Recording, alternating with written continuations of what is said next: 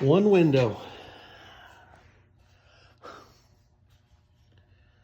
So we're going to cut a window into our grain elevator and let the people see. What do you think? So they can replace. So we'll mount this into the grain elevator, and then this will just hold the glass in if they ever have to replace it, 2 screws.